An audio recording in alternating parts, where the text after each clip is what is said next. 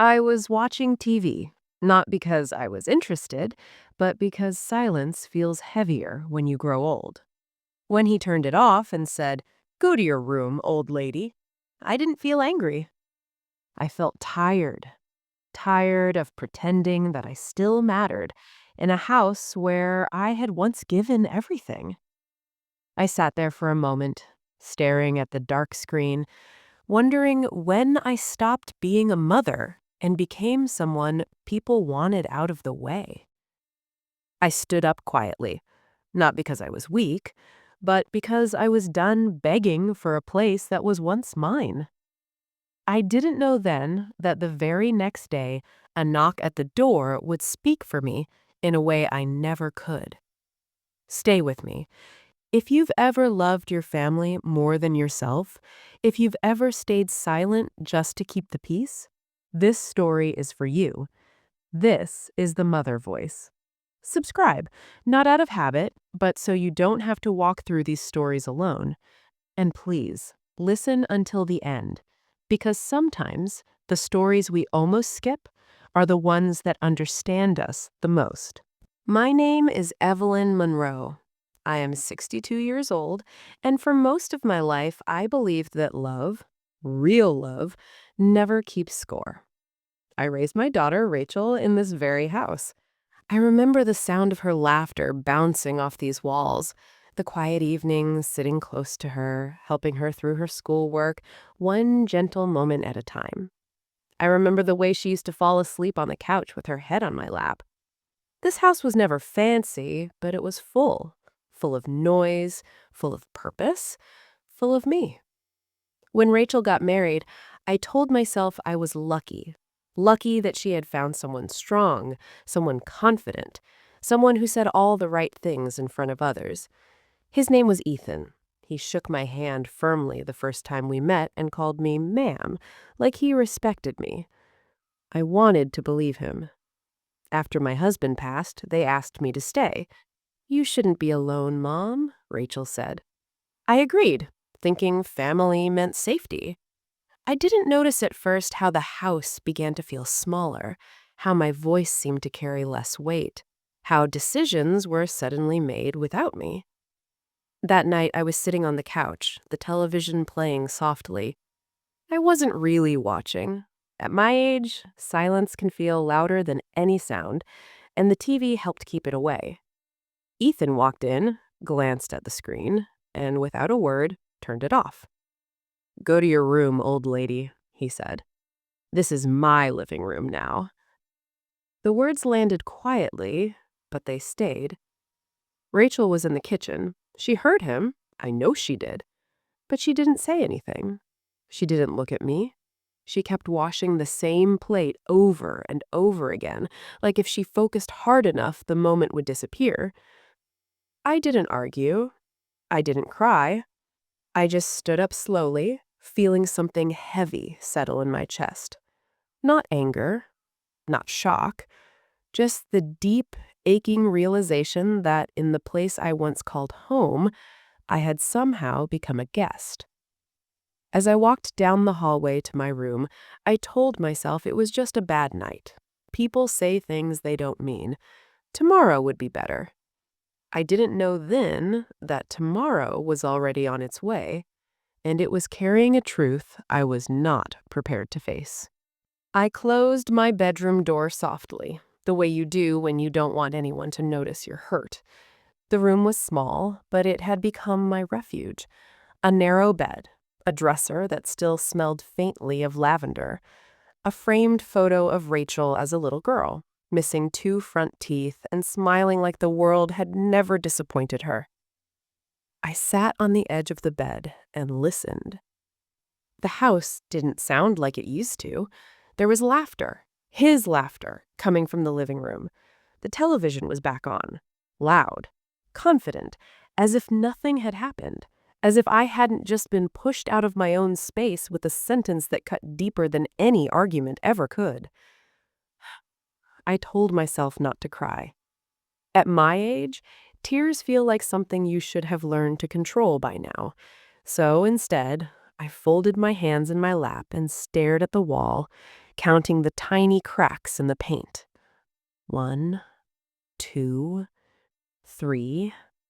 Anything to keep my thoughts from drifting back to that word, old, the way he said it, like it meant useless. I wondered when Ethan had started seeing the house as his, when my presence had become an inconvenience instead of a comfort. I wondered if Rachel noticed the change and chose not to see it, or if she truly believed silence was safer than honesty. That night, I barely slept. Every sound felt sharper, every creak of the floorboards made my chest tighten. I lay awake thinking about all the times I had swallowed my feelings for the sake of peace, all the times I had told myself, "This is temporary, things will get better." Morning came slowly.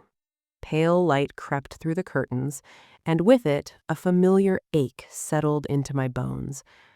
I got dressed carefully, smoothing my sweater the way I always did, as if appearances still mattered.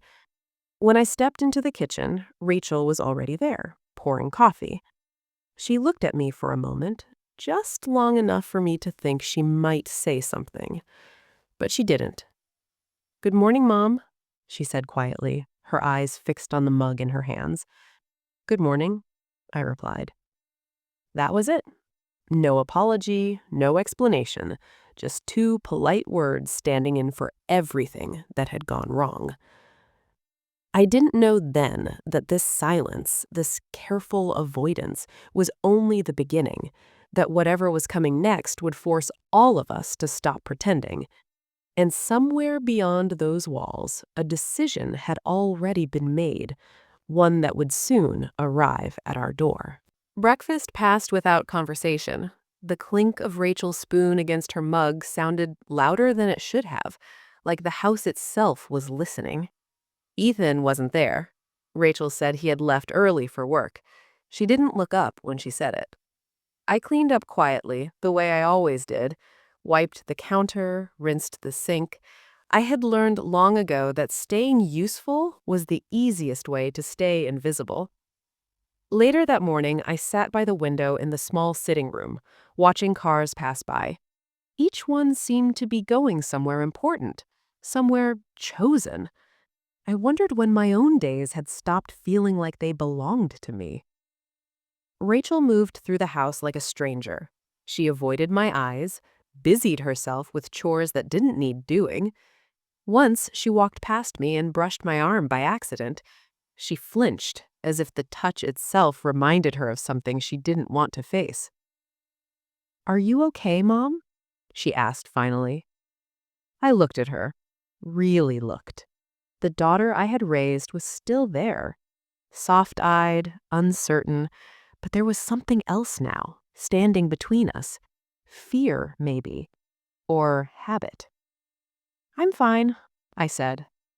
It was the answer she needed, the one that let her breathe again, the one that allowed everything to stay exactly as it was. In the afternoon, I went back to my room and opened the small box I kept in the bottom drawer. Inside were old letters, a few photographs, and the deed to the house, yellowed with age, but still clear. My name was there, written carefully in ink. I ran my fingers over it, surprised by the steadiness of my own hands. That evening, Ethan returned home. He didn't look at me. He didn't speak. He moved through the living room like I wasn't there at all. And somehow, that hurt more than his words the night before. I realized then that this wasn't about one cruel sentence. It was about something deeper, something that had been growing, quietly, unnoticed, until it finally took shape. That night, as I lay in bed, staring at the ceiling, a thought settled into my mind with uncomfortable clarity.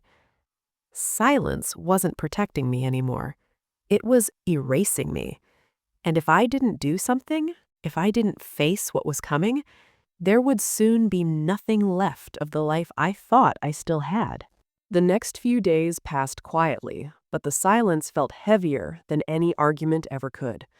Nothing dramatic happened. No shouting, no apologies either. Life simply continued, as if that night in the living room had never existed. But I felt it everywhere. At the breakfast table, my chair was no longer where it used to be. It had been pushed slightly toward the corner, subtle enough that no one would mention it, but clear enough that I noticed. I hesitated before sitting, feeling foolish for even caring. Then I pulled the chair back into place myself, my hands trembling just a little. Rachel spoke less. When she did, her voice was careful, measured, like she was walking on thin ice she didn't want to crack. She asked if I'd slept well, if I wanted more tea, questions without meaning, kindness without courage.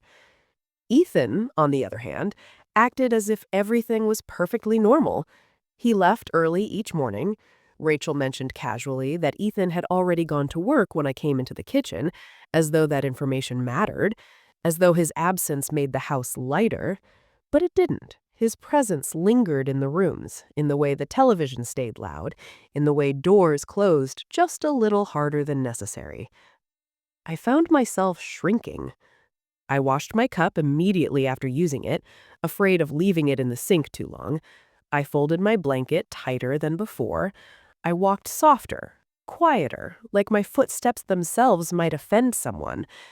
And that frightened me, because this was my home, or at least it used to be. I caught my reflection one afternoon in the hallway mirror. A small woman, gray hair pulled neatly back, eyes tired but alert.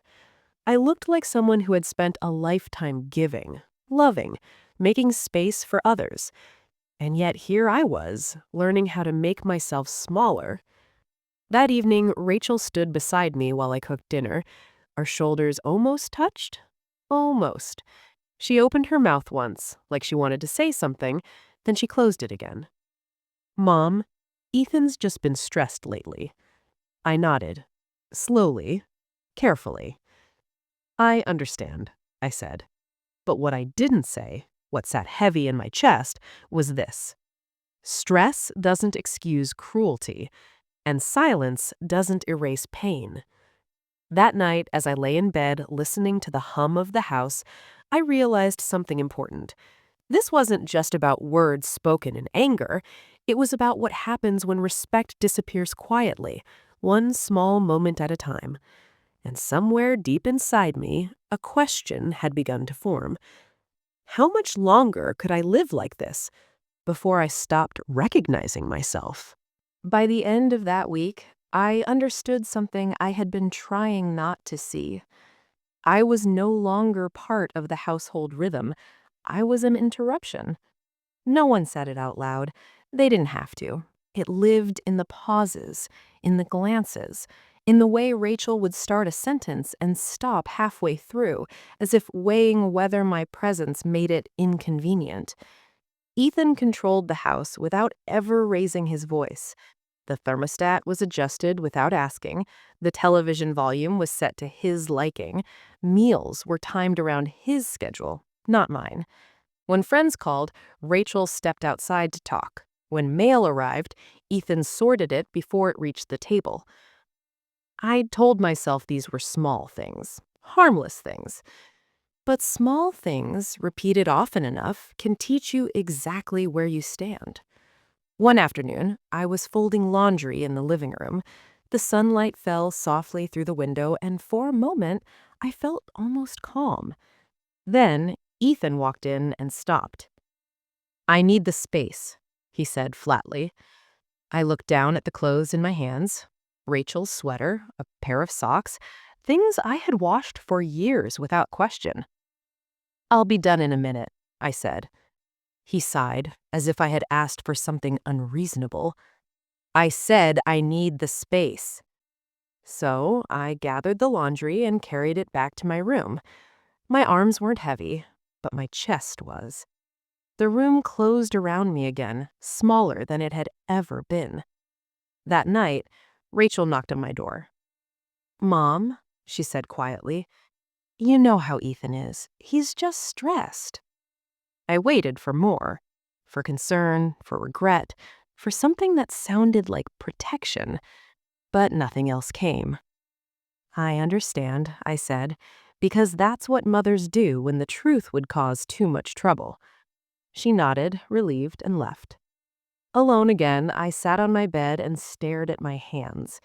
These were the hands that had held Rachel when she was sick, that had worked overtime, that had signed mortgage papers and medical forms and school permission slips. And now, they were expected to stay folded, quiet, out of the way. I didn't cry, but something inside me shifted, just slightly. And once something shifts, it never fully goes back to where it was before. Silence has a way of changing shape. At first, it feels peaceful. Then it becomes heavy. Then if it stays long enough, it starts teaching you things you never wanted to learn. I had grown very good at being quiet. I woke up earlier than everyone else, moving through the house like a shadow. I made my tea and sat by the window, watching the neighborhood come alive. Cars backed out of driveways, children waited for school buses. Life moved forward whether I felt ready or not. Rachel barely spoke in the mornings. She rushed through her routine, eyes down, phone in hand. When she did speak, it was about schedules, appointments, groceries, never feelings. Ethan was often gone before breakfast. Rachel said he had left early for work. She didn't look up when she said it. The house felt calmer without him, but the call didn't bring comfort. It brought clarity. I started noticing how often my name was avoided, how requests were phrased as reminders, how decisions were announced, not discussed. One afternoon, I overheard Rachel on the phone. I know, she said softly. I'm handling it. Handling what? Me? I stood in the hallway, my hand resting against the wall to steady myself. For a brief moment, I felt foolish, like a child eavesdropping on a conversation she wasn't meant to hear. That night, I sat alone in my room and opened the small wooden box I kept in my dresser.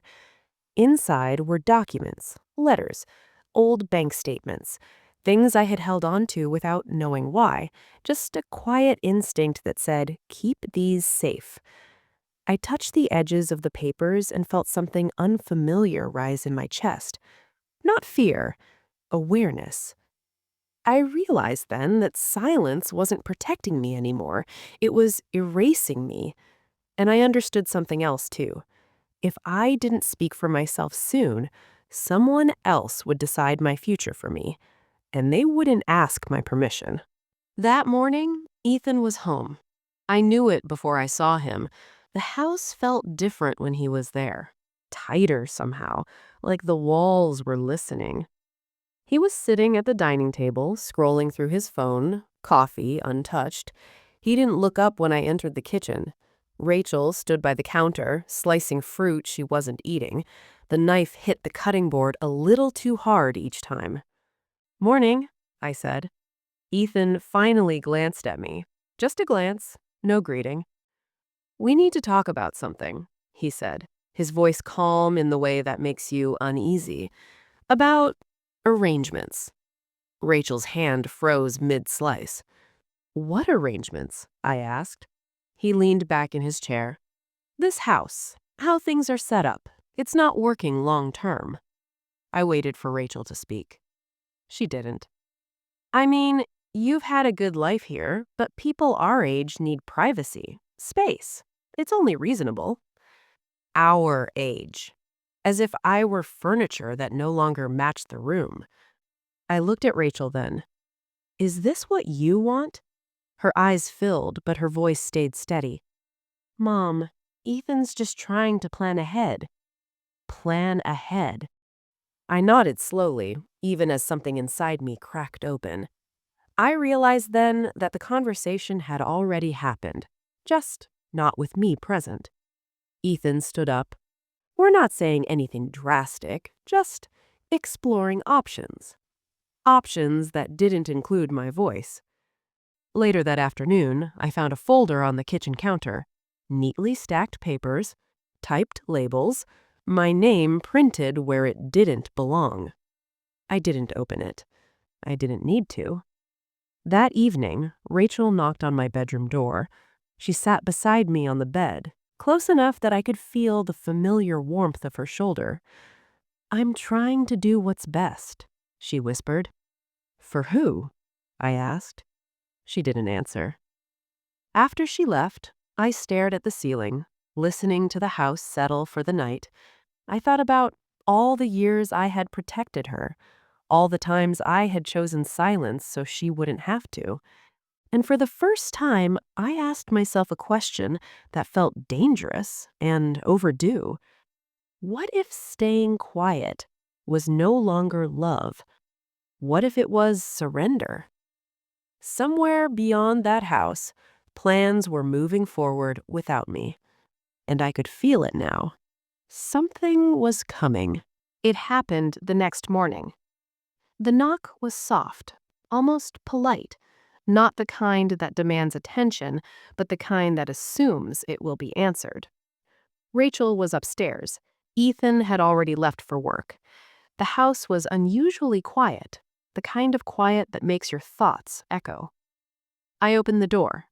A man stood on the porch wearing a dark suit, his posture straight, his expression carefully neutral. He held a leather folder under one arm. "Mrs. Evelyn Monroe?" he asked. "Yes," I said, my hand tightening on the doorframe. "My name is Michael Reeves," he said gently. "I'm here regarding the property." The word landed heavier than I expected. "Is something wrong?" I asked. "Not wrong," he replied, "but there are matters that require clarification."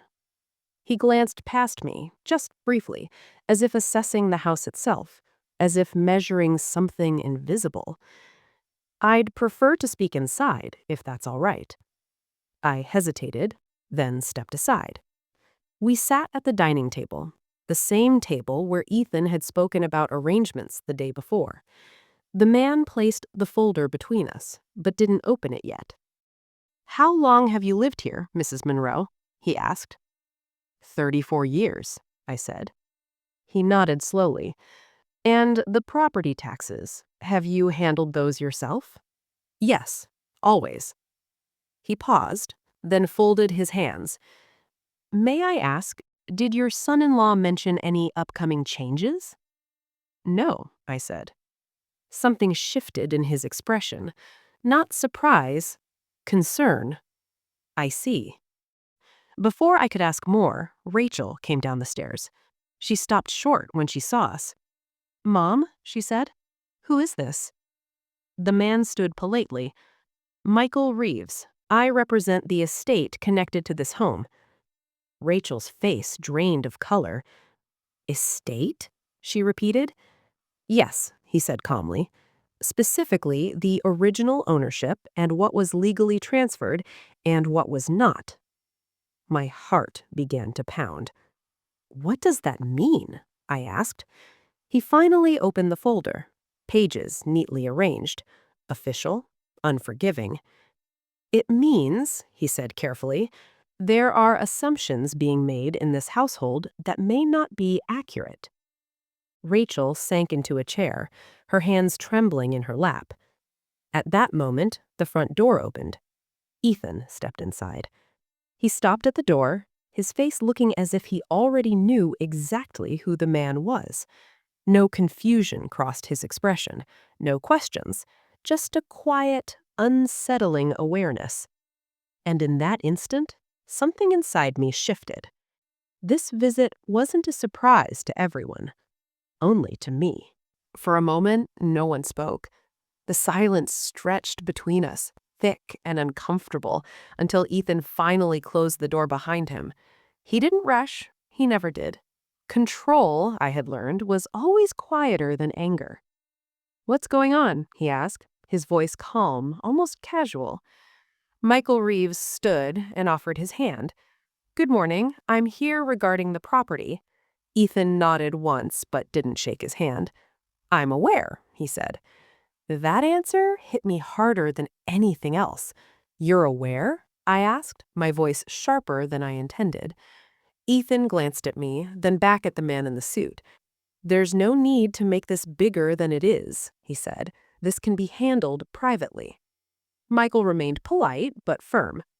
"Mrs. Monroe is the primary party involved. Any discussion should include her." Ethan exhaled slowly, as if inconvenienced. "I've been taking care of things," he said. "Paperwork, logistics, long-term planning." "For whom?" I asked. He turned toward me then, offering a practiced smile, the kind meant to soothe, not to answer. "For all of us," he said. "You don't need to worry about this."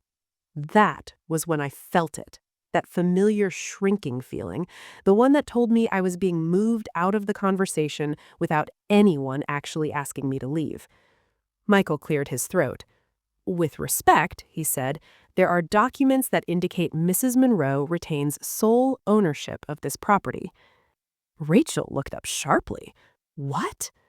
Ethan's jaw tightened. "That's not what we discussed," he said.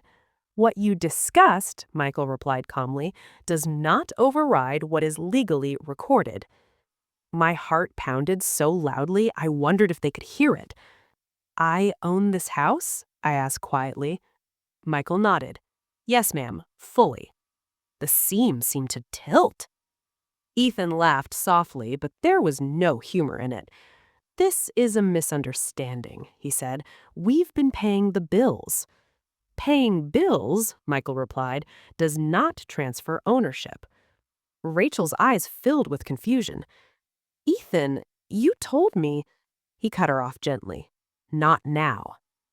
That was when I realized something important. He wasn't trying to convince the man in the suit. He was trying to keep control of us. Michael closed his folder. "I'll give the family time to review this," he said, "but certain actions cannot proceed without Mrs. Monroe's consent." When he left, the door closed a little louder than before. Ethan turned to me, his expression carefully arranged. "We'll talk later," he said. But for the first time in a long while, I didn't feel small. I felt something else rising quietly in my chest. Something like clarity. After Michael Reeves left, the house felt different. Not quieter, just heavier, as if the walls themselves were holding their breath. Rachel stood near the dining table, her arms folded tightly across her chest. She looked smaller than I remembered. Not like a wife, not like a woman in control of her own home, just my daughter again, caught between two truths she wasn't ready to choose between. "I didn't know," she said finally. "I swear, Mom." I believed her, or maybe I needed to. Ethan moved to the counter, pouring himself a glass of water as if nothing had happened. The sound of the faucet running felt unnecessarily loud. "We can talk about this later. There's no reason to get emotional." Rachel turned to him. "You told me the house was basically ours." "I said we were taking care of it. That's different." I watched her face change as the words sank in. "You made plans," she said slowly, "without telling us." "I made arrangements," Ethan corrected. "Someone had to think long term." "For whom?" she asked. "For this family," he said. Something in her expression broke then. "That includes my mother," she said. Her voice shook, but she didn't back down. Ethan looked at her as if surprised by her tone. "Of course it does." But the way he said it felt hollow. I sat down slowly, my knees aching, my heart racing. "Rachel," I said softly, "how long has he been talking about changes?" She hesitated. "A while," she admitted. "He said it would be easier if everything was in one name." "Whose name?" I asked, though I already knew the answer. She swallowed. "His." The room went still. Ethan's jaw tightened. "You're twisting this," he said. "I was trying to protect us." "By pushing me out?" I asked. "No one's pushing you out," he said quickly. "We just need to adjust expectations." That word, adjust, settled over me like a sentence. Rachel looked between us, her eyes filling. Mom, I should have said something sooner. I reached for her hand. I know. Ethan scoffed quietly. This is being blown out of proportion. But I could see it now. This wasn't about paperwork. It was about control. And for the first time, Rachel was beginning to see it too. That night, sleep wouldn't come. The house had settled into its usual creaks and sighs, but my mind refused to quiet down. I lay awake staring at the ceiling, tracing the familiar cracks with my eyes, the same ones I had noticed years ago during sleepless nights when Rachel was still a child. Back then, my worries were different, smaller, or at least they felt that way. I thought about my husband, about the years we built this house together. We bought it when Rachel was barely 5, when money was tight and hope was fragile. I remembered standing in the empty living room, holding his hand, both of us imagining a future that felt impossibly far away. When he got sick, everything changed. People offered advice they didn't have to live with. Put the house in both your names, they said. It'll be easier later. Others suggested transferring things early, planning for what came after. I didn't. Not because I didn't trust my daughter, but because I had learned something from watching other women fade quietly out of their own lives. I wanted this house to remain my anchor, my safety, a place no one could take from me, not out of kindness, not out of convenience, and certainly not out of pressure. So I kept the deed in my name. At the time, it felt almost selfish. I worried Rachel might one day think I hadn't trusted her enough. I worried I might regret it.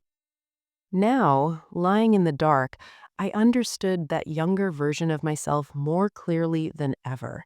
She wasn't afraid. She was careful. In the morning, I made coffee and sat at the kitchen table alone. The house was quiet again, but this time it didn't feel empty. It felt like it was waiting for me to decide what came next. For years, I had tried to keep peace by staying small, by avoiding discomfort, by telling myself that love meant compromise. But maybe love also meant boundaries. And maybe the woman I had been all those years ago, the one who chose security over guilt, was still inside me, ready to speak. I took a slow breath. Whatever came next, I knew one thing for certain. I wasn't going to disappear quietly. I waited until the evening.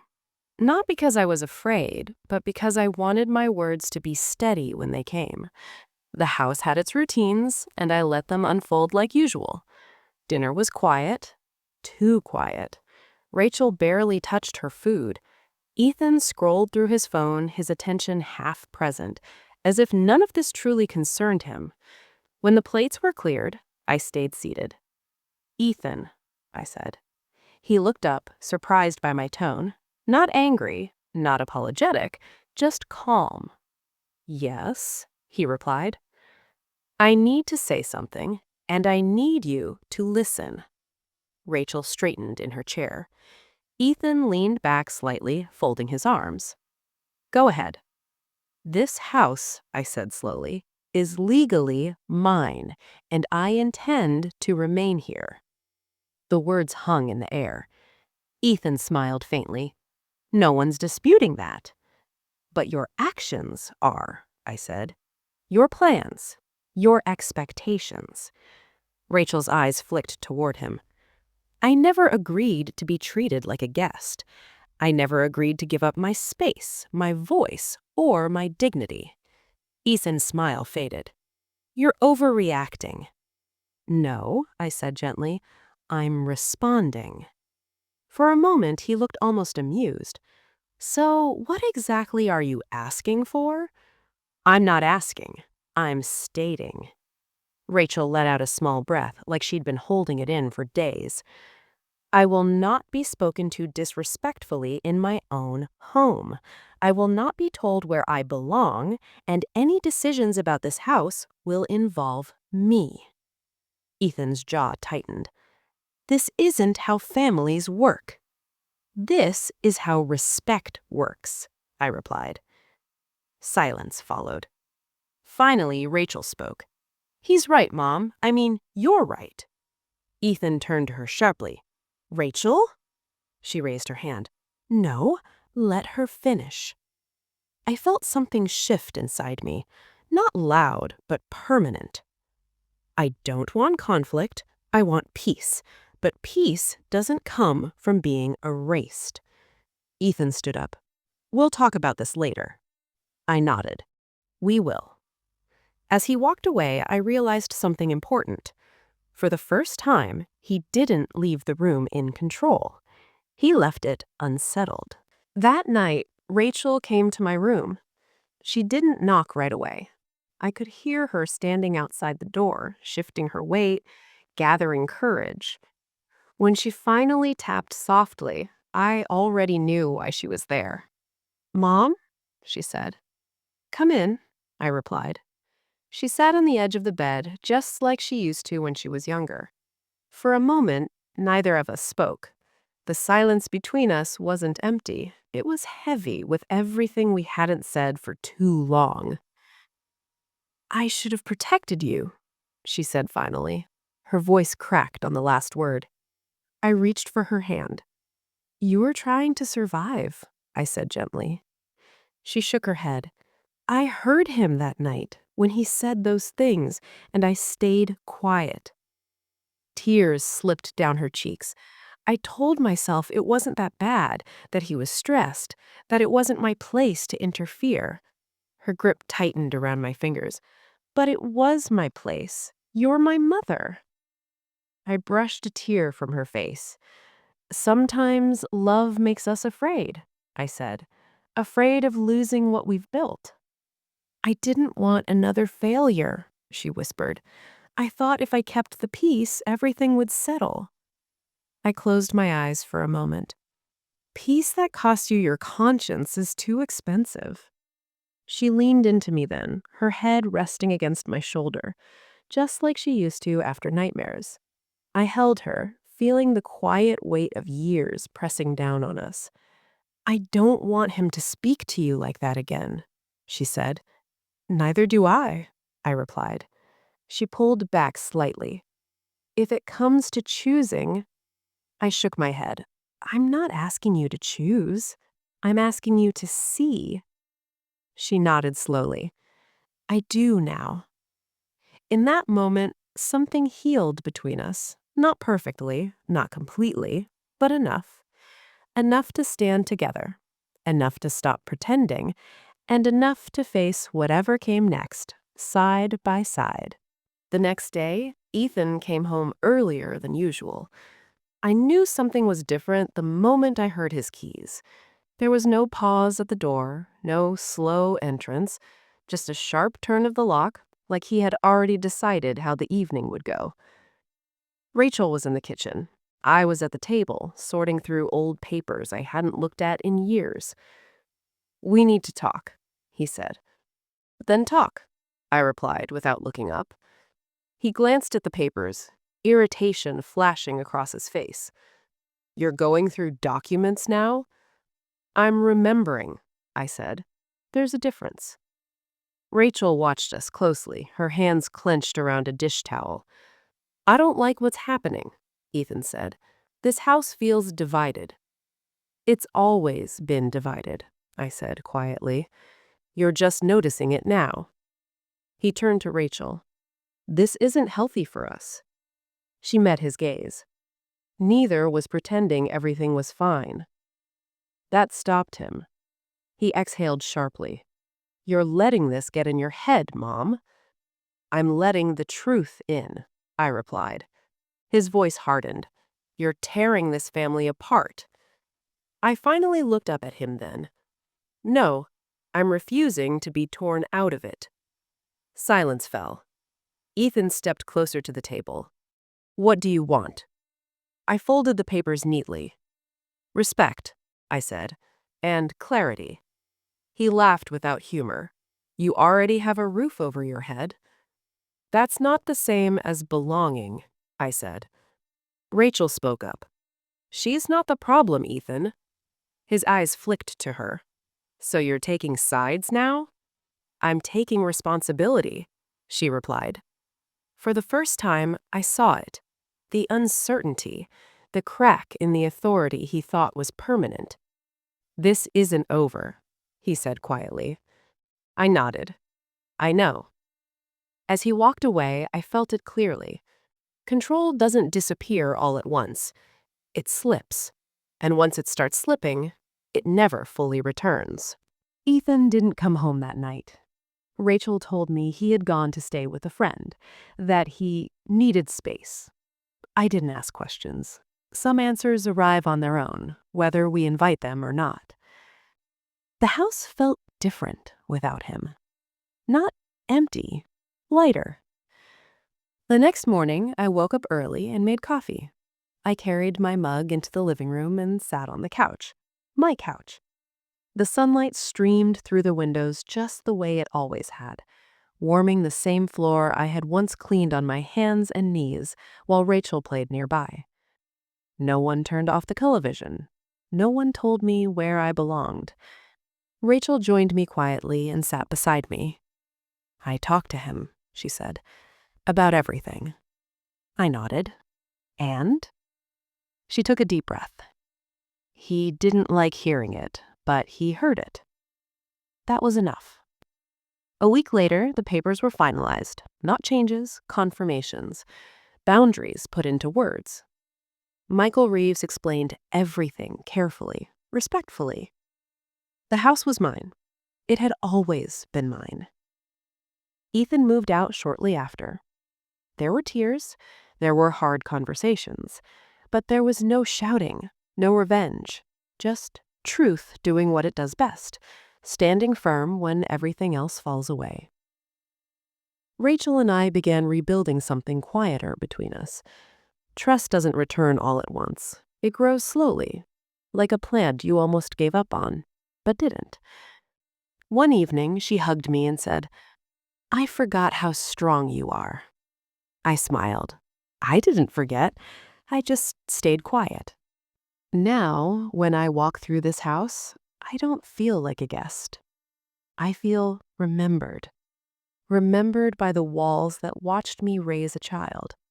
Remembered by the floors that held my grief and my joy. Remembered by myself.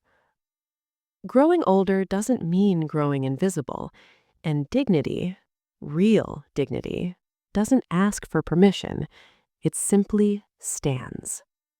And dear listeners, if Evelyn's story touched your heart even a little, remember this. Age does not erase worth.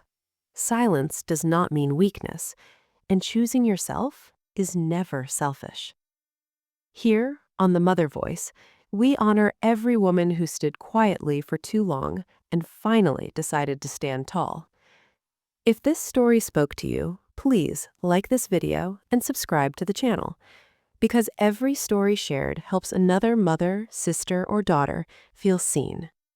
Thank you for listening. Stay strong, stay gentle, stay well, and always choose yourself.